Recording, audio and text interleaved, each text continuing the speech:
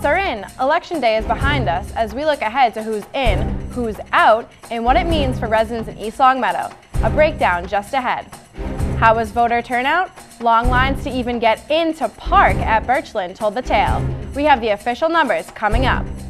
And the Spartans get ready for their biggest game of the year. It's round 1 of the playoffs in a face-off against Central. We have a preview just ahead on ELCAT News Update.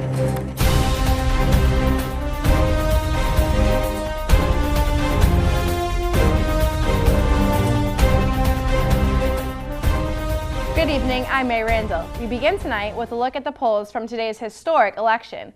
By now, you know that nationally, the momentum has shifted from blue to red, Democratic to Republican majority.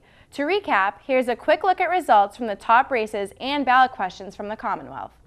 In the governor's race, Republican Charlie Baker beat out opponent Attorney General Martha Coakley for the top office. A strong win for Democrat Maura Healey over John Miller for the Attorney General slot.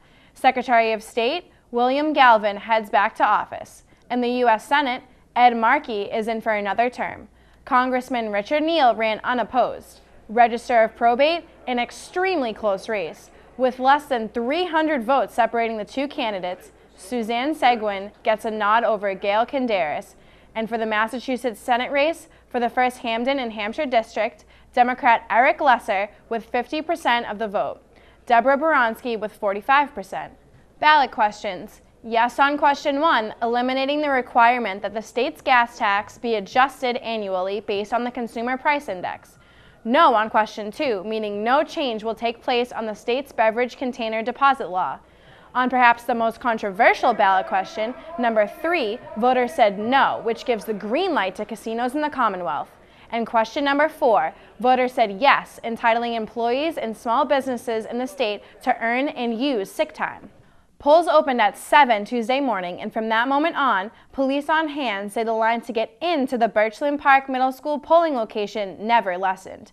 Town Clerk Tom Florence says 6,367 voters cast their ballot Tuesday, or 56.7% of the 11,222 registered voters in town. This has been really a good day. We've had a steady turnout right since 7 a.m. We had 500 voters come in the first hour. I think the casino question and the interest in the race with Deb Baronski and Eric Lesser brought out more people, in our town as well. The only other election that brings in a bigger turnout, historically, Florence says, is the presidential election, which comes in between traditionally at just under 80% of the voters. Nonetheless, he says, he is pleased at the numbers and volunteers were ready to make the day go smoothly. The busiest hours were the first hour before people went to work. That was very busy. It was a rush right around lunchtime for about a half hour. And between the hours of 4, pretty much between 4 and 6:30, it was a constant heavy rush with people actually waiting in line and waiting to vote. It's a more involved ballot, so it took the person, when they went to the voting booth, a little bit longer to cast their ballot now than it usually does. Florence says there is a lot that goes into putting on an election. Tuesday was a months-long process. It's practice. We've been doing this here at Birchland Park almost 10 years now, and thanks to Mr. Macarini at the high school, we partnered with him, and he had a lot of people helping us do with their community service work. We were able to set up within a couple hours. However, it's basically a good 2-month thing behind the scenes at the clerk's office too, as far as the voters list, absentee ballots, getting ballots out to disabled voters, voters overseas, inactive voters, to try to get the voters list as tight as possible. That goes on for a good 2 months before the election, but the physical setup was probably 2 to 3 hours. You may not be aware that a tradition more than 2 decades in the making continued Tuesday morning.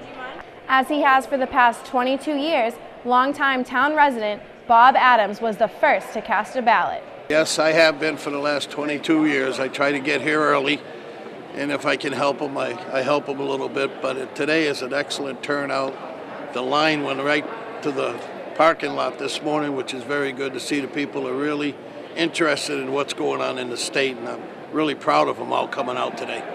Adams says he only wishes local elections would bring in as many voters. I believe it can be done, and our elective officials, whatever side of the fence they are, they need to work a little harder during the year to get people involved in coming to the election and also coming to the meetings that the selectmen and planning board and DPW put on, because people need to get involved. Them days of sitting home are over with. We got to be concerned about our taxes, our roads, our police and fire, and it's up to us to work with the elected officials to get it done. Schools closed Tuesday to minimize traffic, among other reasons, during Election Day. But while students had the day off, staff did not. Instead, teachers and administration had a full professional development day. Superintendent Gordon Smith says planning staff development days to coincide with state election voting, when turnout and traffic is expected to be high, just makes sense. We try to work very closely with the town clerk's office. And the way it's worked out, at least the 5 years I've been here, is that it seems to be every other year when we're expecting, in this case, a pretty large state election, but larger voter turnout. We certainly look for our professional development day. It might be best to place it on that election Tuesday.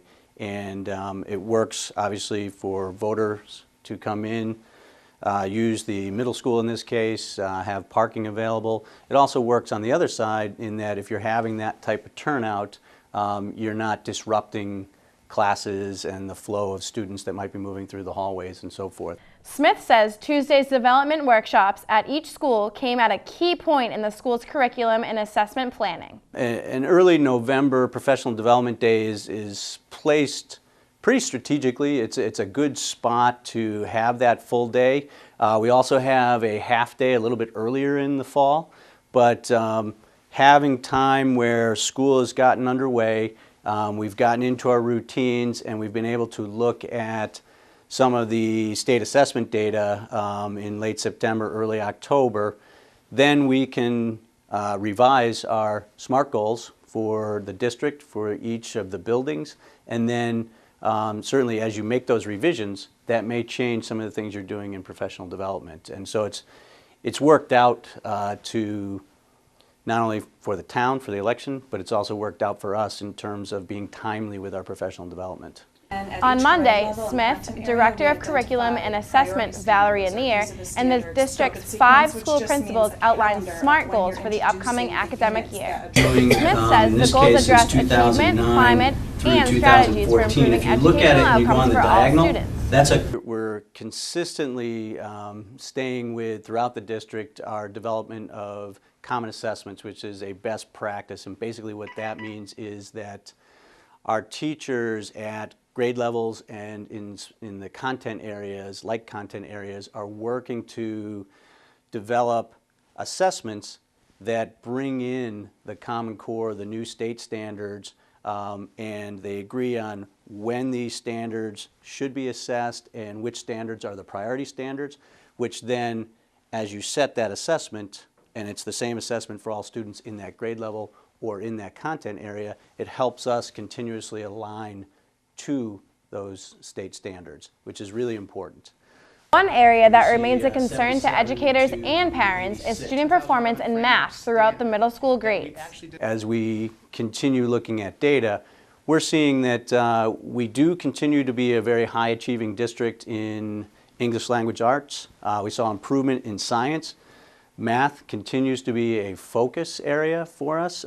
We saw improvements in some grade levels, but we're seeing areas where we continue to have challenge. Are there still standards that over the last few years that our students are seeing or having challenges with? If we can then look at how we attack those standards in the classroom, you start to back map and look at, okay, what should those units look like? What should the instructional practices look like as we start to work in those units? The complete presentation from Monday night's school committee meeting can be seen on ELCAT's Channel 19 and is also available anytime on our YouTube channel at ELCAT 01028. In sports tonight, it's playoff time. The Spartan football team is a number 3 seed going into postseason. That means the boys take on number 2 Central Friday night at Central. The matchup is being called the biggest game of the season. A few early mistakes and turnovers cost EL the game with a final of 32-8. But that was then, and it was early in the season. Head coach Scott Raymond says the focus will be on doing what the Spartans do best. Well, the last game we turned the ball over quite a bit, and this week we've been focused on making sure that we have good ball security, and I think we moved the ball pretty well against them. We just made some mistakes that weren't characteristic of our football team, so we're hoping that this week will be a little bit different. We're just going through our normal practice routine. We're just doing some of the things that we always do, and preparing for Central like we would always prepare for any team. We know Central pretty well. We go to camp with them. We understand a little bit what they're trying to do to us defensively. We'll focus on what we do well. I think that's more important. If we do the things that we're capable of doing, we'll be okay. They are a fast defense, but we're prepared to adjust when we need to. Raymond also says it's imperative to have a big fan base showing support at the game. Oh, it's tremendous. You know, we'd like to see a bunch of the fans from East Long Meadow come. It is a state playoff game, so this is the second year of the playoff system being in place, so we would really appreciate as many people that would show up. It'd be great. Senior captain and QB Tyler Maloney says this time around will be different. Well, I mean, for that first loss, I take accountability for it. There was a key pick six I threw on that first drive that definitely didn't help our situation. So I think the important things to remember is to bounce back, one, if we do get down. We proved we can do it like we did against Chog. And then two is just to execute. If we execute our plays, do what we should be doing, we can definitely beat Central. On a total side note, Coach Martin took ELCAT's mic to ask Maloney something we've all been wondering. Great. Final question. How long does it take you to do your hair in the morning? It takes me about 30 minutes. Get out of the shower, condition and shampoo twice. Use the blow dryer, put on a hat, make sure the wings look good, and then I go back to the top. And after that, eat a good breakfast, start my day right, and, get at it. That was Coach Martin having a little fun there. Thanks, Coach, for that. Again, the Spartans take on the Golden Eagles this Friday at Central. Kickoff is at 7 p.m. Well, that will do it for us tonight. Thanks for watching ELCAT News Update. I'm May Randall. Until next time, good night.